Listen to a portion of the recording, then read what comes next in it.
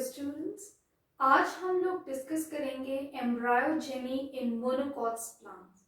Monocot plants वो plants होते हैं जिनके अंदर जो सीड्स बनते हैं उनमें सिर्फ एक या सिंगल कॉटलिडन पाया जाता है, उन्हीं को ही मोनोकॉट प्लांट्स कहते हैं। और आज हमें क्या डिस्कस करना है, ऐसे मोनोकॉट प्लांट्स के अंदर एम्ब्रायोजेनी कैसे होती है। एम्ब्रायोजेनी क्या होती है? एम्ब्रायोजेनी वो प्रोसेस है जिसके थ्रू एक जायगोट एम्ब्रियो में कन्वर्ट हो जाता है।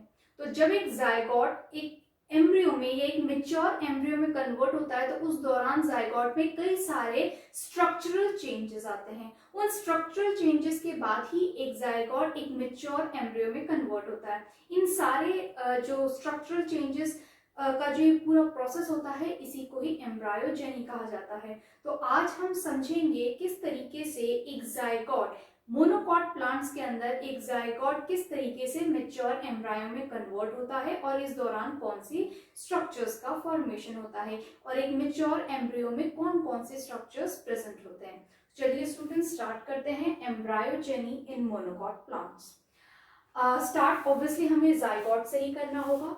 जायगोट क्या होता है, यहाँ से देखिएगा स्टूडेंट्स, हमें यहाँ से स्टार्ट करना है।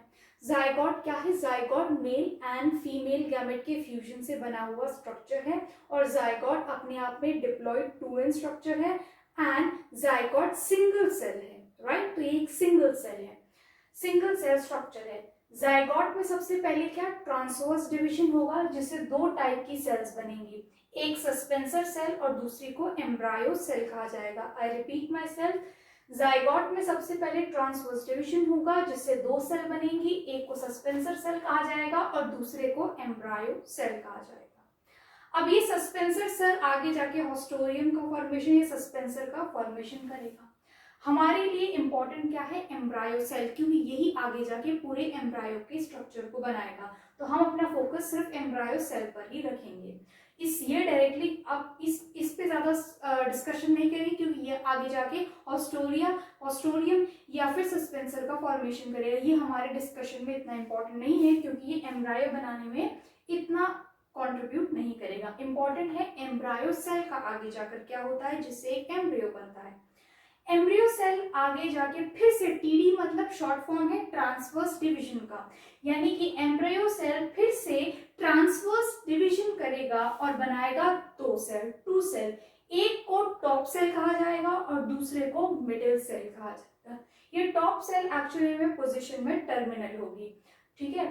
तो और ये वाली जो सेल होगी वो मिडिल होगी यानी suspensor, middle cell and top cell. इस तरीके से तीन सेल बन जाएगी क्योंकि एम्ब्रियो सेल अब टू सेल में कन्वर्ट हो चुकी है। तो इसमें बीच में मिडिल सेल बीच में आ जाएगी, इधर सस्पेंसर सेल फिर top suspensor cell, middle cell and last में टॉप सेल या टर्मिनल सेल कह सकते हैं उसे। So I repeat myself students, embryo cell जो है उसमें ट्रांसवर्स डिवीजन होगा और उससे दो सेल बनेगी, एक को टॉप सेल कहा जाएगा जो पोजीशन में टर्मिनल होगी और दूसरी को मिडिल सेल कहा जाएगा जो सस्पेंसर के नीचे होगी, तभी वो मिडिल पोजीशन में होगी। अब देखिएगा स्टूडेंट्स, यहाँ से आपको और ध्यान देना है, टॉप सेल में कई बार डिविजन्स होंगी और डिवीजन होने के बाद फाइनली टॉप सेल प्लूम्यूल और एक सिंगल कॉटलिडन को फॉर्म करेगी। I repeat myself, single cotyledon बनेगा बिकॉज नॉट टू फॉरगेट हम एम्ब्रायोजेनी किसकी पढ़ रहे हैं? मोनोकॉट्स की पढ़ रहे हैं। तो यहाँ पर दो नहीं सिर्फ एक ही कॉटलिडन फॉर्म होगा।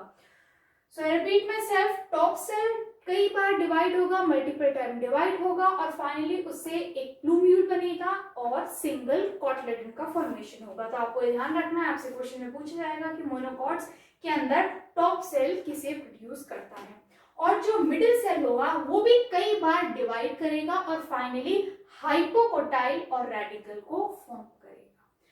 So I repeat myself, top cell divide करके प्लूम्यूल एंड सिंगल कॉटलिडन बनाएगा एंड मिडिल सेल डिवाइड करके हाइपोकोटाइल और रेडिकल का फॉर्मेशन करेंगे। आपको पता ही है स्टूडेंट्स, प्लूम्यूल क्या है? स्टेम का टिप है। स्टेम का टिप यानी स्टेम का टिप या एंड वाला पोर्शन है, टिप वाला पोर्शन है। और cotyledon you already know. Next is hypocotyl and radicle. तो आपको पता ही है स्टूडेंट्स, हाइपोकोटाइल क्या होता है? हाइपोकोटाइल एम्ब्रायो का या एम्ब्रायोनल एक्सिस का वो पार्ट होता है जो अल्टीमेटली जाकर किसमें कन्वर्ट होता है, हाइपोकोटाइल आगे जाके टर्मिनेट होता है इनटू रेडिकल या फिर रूट टिप। तो ये सारे पोर्शन बनाने का काम किसका है, मिडिल सेल का है। अब देखिएगा स्टूडेंट्स, ये क्या है, ये structure of a typical monocot embryo है। यहाँ मैंने आपको एक मेच्योर, एक टिपिकल मोनोकॉट एम्ब्रियो दिखा रखा है। ध्यान देते हैं इनके स्ट्रक्चर के बारे में। तो ये टिपिकल मोनोकॉट का एम्ब्रियो है। ध्यान दीजिएगा स्टूडेंट्स, सबसे टिप पर जो दिखा रखा है वो क्या है, स्कूटेलम। इसे क्या कहा जाता है, इसे स्कूटेलम कहा जाता है। और स्कूटेलम एक्चुअली में उस सिंगल कॉटलेडन का नाम होता है मोनोकॉट के एम्ब्रियो में, राइट।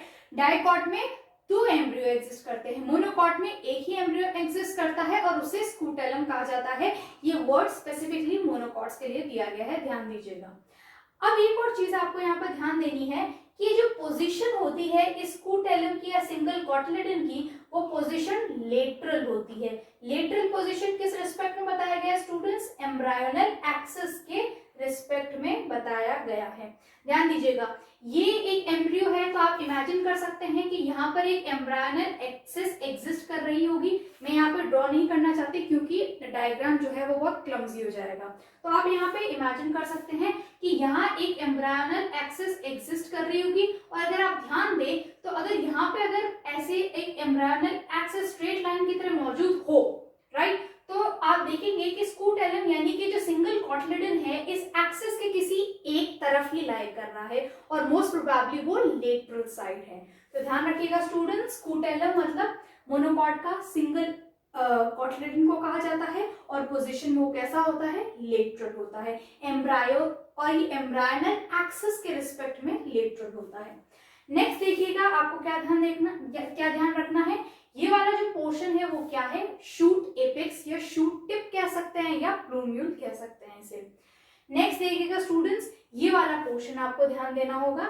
यहाँ पर अगर आप देखें तो ये वाला जो पोर्शन है ये रेडिकल है। इस रेडिकल, ये वाला पोर्शन आपका रेडिकल है और ये वाला पोर्शन आपका रूट कैप है। रूट कैप क्या करती है, रूट कैप रूट के टिप वाले पोर्शन को प्रोटेक्ट करने का काम करती है। और आपको पता ही है रेडिकल क्या है, रेडिकल को रूट टिप कहा जाएगा। रेडिकल या रूट टिप कह लें एक ही बात है। और इस रूट टिप को कौन प्रोटेक्ट करेगा, रूट कैप प्रोटेक्ट करेगा। तो ये वाला पोर्शन कॉटलेडन है, सिंगल कॉटलेडन है, लेटरल पोजीशन में है और स्कूटेलम कहा जाता है उसे। ये वाला पोर्शन शूट एपेक्स या फिर प्लूम्यूल कह सकते हैं, आगे जाकर यही स्टेम में कन्वर्ट होगा। नेक्स्ट देखिए, ये क्या है, ये रेडिकल वाला पोर्शन है या रूट टिप कह सकते हैं और उसके जस्ट नीचे रूट टिप को कवर करने के लिए रूट कैप है। तो ये तो नॉर्मल स्ट्रक्चर्स हैं जो आपने डायकॉट के अंदर भी देखे होंगे। अब इस मोनोकॉट एम्ब्रियो में 2 स्पेशल स्ट्रक्चर्स पाए जाते हैं जिन्हें कॉलियोप्टाइल और कॉलियोरिजा कहा जाता है। ये कॉलियोप्टाइल और कॉलियोरिजा स्पेसिफिकली या स्पेशल कैरेक्टर होते हैं मोनोकॉट एम्ब्रियो का। ये आपको सिर्फ और सिर्फ मोनोकॉट एम्ब्रियो में ही देखने को मिलेंगे। कौन से पोर्शन, कॉलियोप्टाइल एंड कॉलियोरिजा। तो जब भी कॉलियोप्टाइल एंड कॉलियोरिजा आए इसका मतलब आपको समझ जाना है कि कौन से एम्ब्रियो की बात कर रहे हैं, एक मोनोकॉट एम्ब्रियो की बात की जा रही है। तो coleoptile and coleorhiza are special characteristic of monocot embryo. देखिएगा, इस वाले पोर्शन को कॉलियोप्टाइल कहा जा रहा है और यहाँ अगर आप देखें तो ये वाला जो लास्ट में जो पोर्शन है इसे कॉलियोरिजा कहा जा रहा है। आई रिपीट माई सेल्फ, ऊपर आपको कॉलियोरिजा मिलेगा और ऊपर आपको कॉलियोप्टाइल मिलेगा और नीचे आपको कॉलियोरिजा मिलेगा। अब ये होते क्या है, ध्यान दीजिएगा स्टूडेंट्स। कॉलियोप्टाइल क्या होता है, कॉलियोप्टाइल जो है वो एक ऐसी शीट है या ऐसी कवरिंग है सेल्स की जिनका काम क्या होता है, इनका काम ये होता है कि ये प्रोटेक्शन का काम करती है। तो कॉलियोप्टाइल जो है वो शूट टिप के ऊपर मौजूद है, इसका मतलब वो शूट के एपेक्स या शूट के टिप को प्रोटेक्ट करने का काम करेगी। तो कॉलियोप्टाइल क्या है, एक शीट है, एक कवरिंग है सेल्स की और इसका फंक्शन क्या है, कॉलियोप्टाइल शूट एपेक्स को यानी शूट के टिप को प्रोटेक्ट करके रखता है। नेक्स्ट देखा जाए कॉलियोरिजा को। कॉलियोरिजा क्या है, कॉलियोरिजा भी शीट है या लेयर है सेल्स की और उसका काम क्या होगा, ये भी प्रोटेक्ट करेगी। किसे प्रोटेक्ट करेगी, रूट के टिप को यानी कि रेडिकल को प्रोटेक्ट करने का काम करेगी। So I repeat myself students, coleoptile and coleorhiza वो स्ट्रक्चर्स हैं जो आपको सिर्फ मोनोकॉट एम्ब्रियो में देखने को मिलेंगे। इसमें भी जो कॉलियोप्टाइल है वो प्रोटेक्ट करेगा किसे, वो प्रोटेक्ट करेगा शूट के एपेक्स को, एंड कोलियोरिजा क्या करेगा, कोलियोरिजा प्रोटेक्ट करेगा रूट के टिप वाले पोर्शन को। तो ध्यान रखिएगा students, coleoptile means protecting, it is a sheet that protects shoot apex, and coleorhiza is a sheet that protects radicle या फिर रूट का टिप वाला पोर्शन, एपेक्स वाला पोर्शन। ध्यान दीजिएगा ये जो डायग्राम हमने बनाया है किसका है, दिस इज एलएस यानी longitudinal section of an embryo of grass.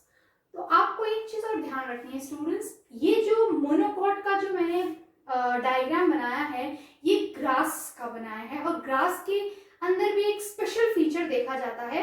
जैसे कि मैंने आप लोगों के साथ डिस्कस किया कि इनमें एक ही कॉटिलेडन पाया जाता है, लेकिन ग्रास के अंदर ग्रास फैमिली के भी कुछ मेंबर्स ऐसे होते हैं जिनके अंदर सेकंड कॉटिलेडन का रेमिनेंट फॉर्म यानी बचा हुआ हिस्सा दिखाई देता है, जिसे एपीब्लास्ट कहा जाता है। आई रिपीट माई सेल्फ, एपीब्लास्ट वो पोर्शन होता है जो स्पेसिफिकली मोनोकॉट एम्ब्रियो में ही पाया जाता है। फिर से सुनिएगा student, coleorhiza, coleoptile and epiblast, coleoptile, coleorhiza and epiblast, ये तीनों ऐसे पोर्शन हैं जो सिर्फ मोनोकॉट एम्ब्रियो में ही पाए जाते हैं, राइट, कैरेक्टरिस्टिक फीचर है।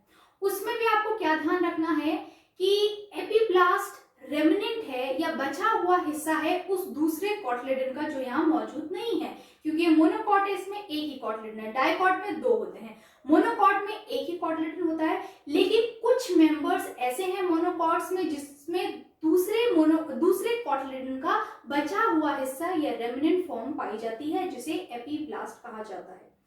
सो आपको ध्यान क्या रखना है स्टूडेंट्स कि ग्रास फैमिली के कुछ मेंबर्स के अंदर सेकंड कॉटिलेडन का रेमिनेंट फॉर्म यानी बचा हुआ हिस्सा एपीब्लास्ट के फॉर्म में उनके एम्ब्रियो में दिखाई देता है।